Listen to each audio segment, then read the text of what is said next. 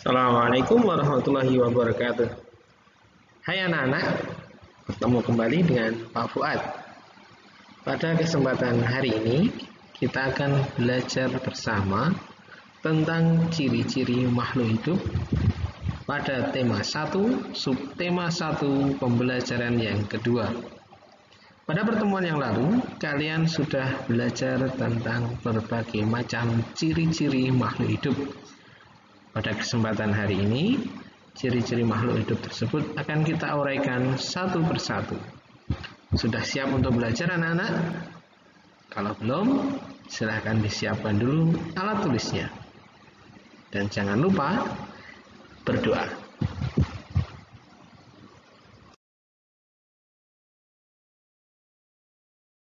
Nah, anak-anak, salah satu ciri makhluk hidup adalah bergerak. Semua makhluk hidup bergerak dengan cara dan alat gerak masing-masing. Kalian masih ingat cicak? Nah, pada pembelajaran yang lalu, kita sudah mengetahui bahwa cicak dapat bergerak dengan cara merayap di dinding. Cicak mempunyai alat gerak berupa kaki depan dan kaki belakang. Manusia juga bergerak. Manusia bergerak dengan cara berlari, berjalan, bertepuk tangan, melambaikan tangan, dan lain sebagainya. Alat gerak manusia ada dua, yaitu kaki dan tangan. Nah, apakah kalian tahu bagaimanakah cara tumbuhan bergerak? Atau bagaimanakah cara hewan-hewan lain bergerak seperti ikan, burung, dan lain sebagainya? Jika kalian belum tahu, maka sebaiknya kalian diskusikan dengan orang tuamu tentang bagaimanakah cara hewan-hewan lain bergerak dan apa saja alat gerak yang mereka punyai. Dan jangan lupa, kalian juga dapat mendiskusikan tentang bagaimanakah cara tumbuhan bergerak. Selamat berdiskusi anak-anak. Nah anak-anak, setelah kalian nanti berdiskusi atau kalian mempersiapkan diri untuk berdiskusi dengan orang tua, cobalah kalian diskusikan hewan-hewan yang sudah Pak Fuad tuliskan pada tabel berikut ini. Bagaimanakah cara mereka bergerak dan apa saja alat geraknya, termasuk juga beberapa jenis tumbuhan. Jangan lupa catatlah hasil diskusi kalian supaya kalian bisa mengingatnya dan mudah untuk mempelajarinya kembali. Dan yang terakhir, jangan lupa setelah kalian selesai berdiskusi dan mencatat hasil diskusi kalian, cobalah untuk menarik kesimpulan dari hasil diskusi yang kalian lakukan. Selamat berdiskusi anak-anak. Anak-anak, ciri makhluk hidup selanjutnya adalah makhluk hidup bernapas. Setiap makhluk hidup dapat bernapas, dan alat pernapasan setiap makhluk hidup itu berbeda-beda. Contohnya, manusia bernapas menggunakan paru-paru. Ikan bernapas dengan insang. Lalu, bagaimanakah cara bernapas hewan yang lain? Dan juga apakah tumbuhan yang ada di sekitar kita juga bernapas? Simaklah penjelasan berikut ini. Anak-anak, berikut ini adalah gambar organ pernapasan hewan. Yang pertama, di sisi kiri atas adalah gambar ikan. Ikan bernapas menggunakan insang. Bagaimanakah cara ikan bernapas? Ikan bernapas dengan cara memasukkan air melalui mulutnya. Selanjutnya Air tersebut akan dialirkan keluar melalui bagian insang di belakang matanya. Saat air akan dikeluarkan, insang akan menyaring air tersebut dan menangkap oksigen yang terlarut di dalam air. Dengan cara seperti itulah ikan bernapas di dalam air. Selanjutnya, yang kedua adalah burung. Burung bernapas menggunakan paru-paru. Ketika burung hinggap di dahan atau di pohon, burung bernapas menggunakan paru-paru layaknya hewan yang lain. Akan tetapi, ketika burung terbang, burung akan dibantu oleh organ khusus yang disebut pundi-pundi udara. Pundi-pundi udara ini berfungsi sebagai kantong untuk menyimpan udara selama terbang, sehingga ketika burung terbang tidak perlu membuka hidungnya untuk bernapas. Burung cukup mengambil udara dari kantong-kantong udara yang ada di dalam tubuhnya. Seperti itulah cara bernapas burung ketika terbang.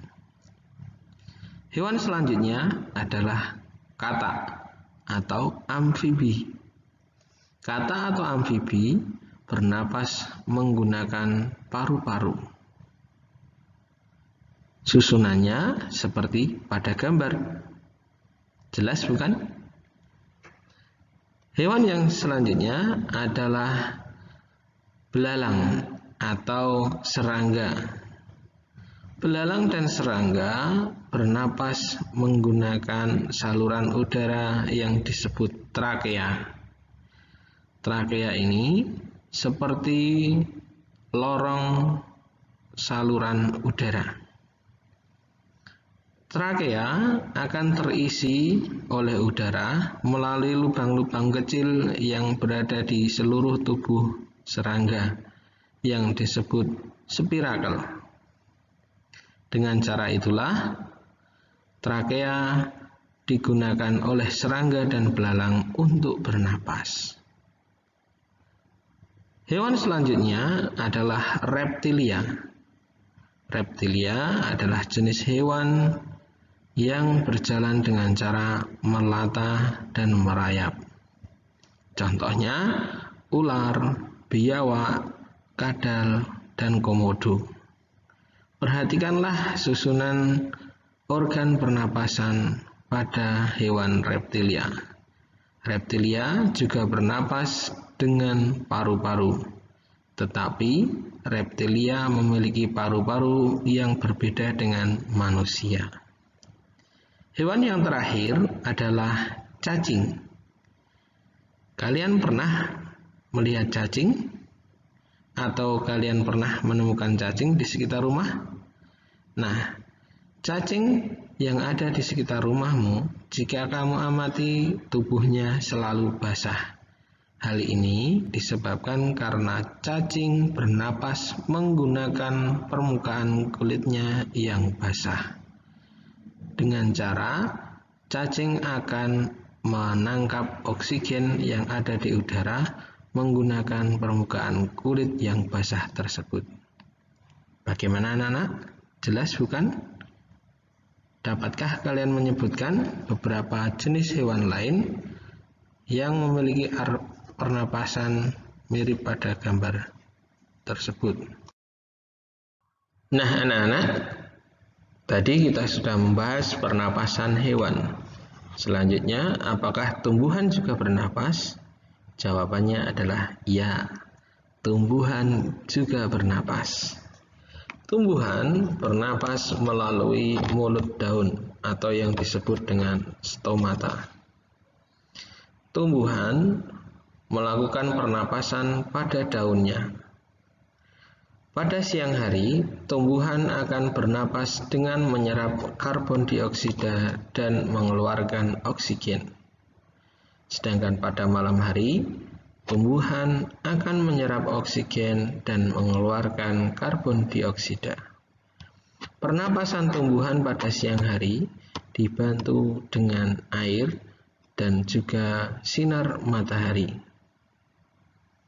Apakah kalian sudah jelas?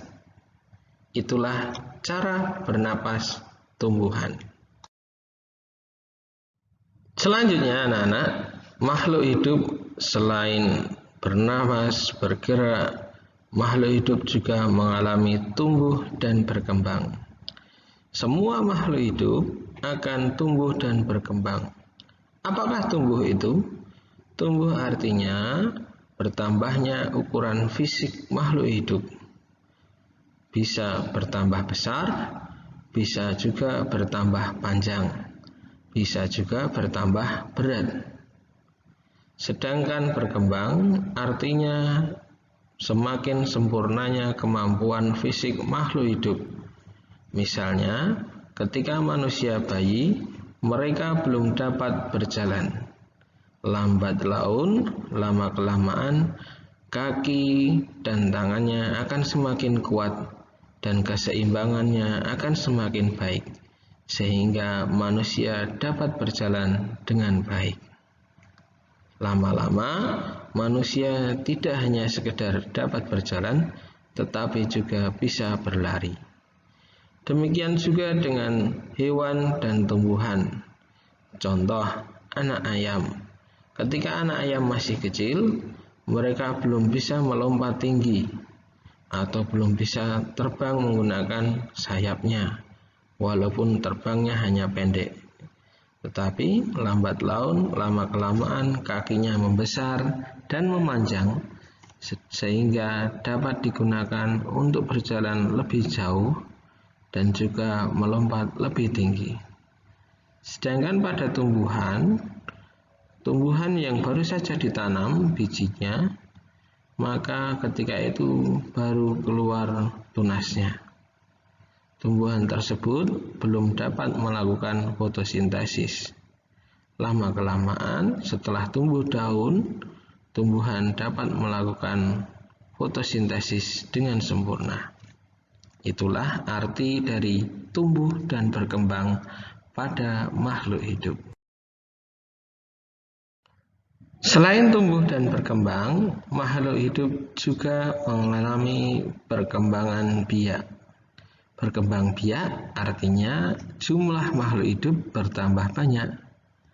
Contohnya, manusia berkembang biak dengan cara melahirkan. Hewan berkembang biak dengan cara bertelur atau melahirkan. Sedangkan tumbuhan berkembang biak dengan berbagai macam cara, seperti dengan biji, bertunas, dengan umbi, dan lain-lain. Nah, anak-anak, dapatkah kalian menyebutkan jenis hewan apa saja yang berkembang biak dengan bertelur?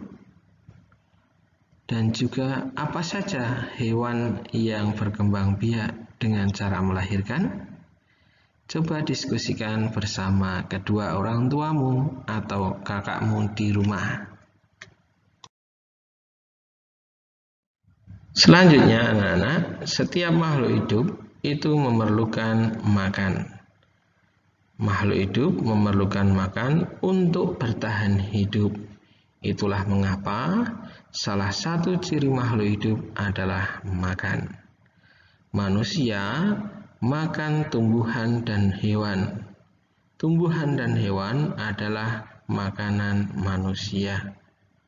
Hewan memerlukan tumbuhan dan hewan lain untuk makanan mereka. Sedangkan tumbuhan sebagian dapat membuat makanannya sendiri melalui proses yang disebut fotosintesis. Sebagian juga mengambil dari tumbuhan lain seperti tumbuhan parasit, yaitu jamur atau benalu. Selanjutnya, ada sebagian tumbuhan yang mengambil makanan dari dalam tanah, yaitu dari unsur hara. Tumbuhan juga memerlukan minum, yaitu air yang ada di dalam tanah. Manusia dan hewan juga memerlukan minum. Nah, tahukah kalian bahwa ada hewan yang memakan tumbuhan saja, dan juga ada hewan yang memakan daging. Coba kalian ingat-ingat, apa saja contoh hewan yang memakan tumbuhan dan hewan yang memakan daging, atau juga hewan yang memakan kedua-duanya? Ingat-ingatlah, kemudian catatlah hasil dari mengingatmu. Untuk memudahkan kalian mengingat, kalian dapat mengamati hewan di sekitar kalian. Catatlah dan kelompokkan hewan tersebut berdasarkan jenis makanannya. Cobalah kalian cari 10 hewan yang memakan tumbuhan dan 10 hewan yang memakan daging, serta 10 hewan yang memakan tumbuhan dan daging atau pemakan segalanya. Jika kalian kesulitan, kalian boleh meminta bantuan orang tua atau kakakmu. Selamat mencoba anak-anak. Nah, ciri makhluk hidup yang terakhir adalah peka terhadap rangsang. Semua makhluk hidup peka terhadap rangsang. Kepekaan makhluk hidup tersebut berbeda-beda. Jika kita melihat matahari yang sinarnya terlalu silau, maka dengan cepat kita akan menutup mata kita. Demikian juga ketika tanaman putri malu akan menutup daunnya jika disentuh. Dan yang terakhir, contohnya pada hewan adalah hewan landak dan kaki seribu. Keduanya akan menggulungkan badan jika disentuh. Nah, inilah ilustrasinya. Ketika siang hari kalian menatap matahari, maka kalian akan merasa silau. Dengan segera kalian akan menutup mata dan menghalanginya menggunakan tangan. Selanjutnya, pada daun putri malu, kalian juga akan melihat bahwa tanaman putri malu peka terhadap rangsang sentuhan. Ketika daun putri malu disentuh, maka akan menutup dengan segera. Tanaman pacar Cina juga akan meletus ketika disentuh bagian bawah bunganya. Dan yang terakhir, hewan kaki seribu akan menggulungkan seluruh tubuhnya seperti pada gambar jika disentuh. Nah, itulah tadi seluruh ciri-ciri makhluk hidup dari awal hingga akhir. Dapatkah kalian merangkumnya? Jika belum, cobalah kalian pelajari lagi dari awal hingga akhir, supaya kalian lebih paham lagi.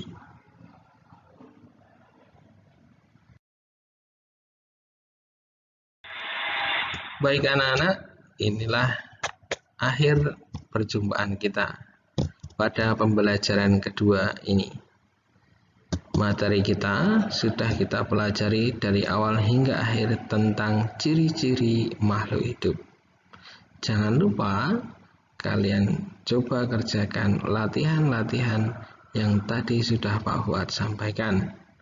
Dan juga jangan lupa serta jangan bosan untuk mengulang kembali materi yang sudah Pak Fuad sampaikan. Mudah-mudahan ada manfaatnya. Tetap jaga kesehatan di rumah, tetap laksanakan protokol kesehatan, dan tetap rajin sholat serta membantu kedua orang tuamu. Dadah anak-anak, sampai berjumpa lagi di kesempatan yang akan datang. Assalamualaikum warahmatullahi wabarakatuh.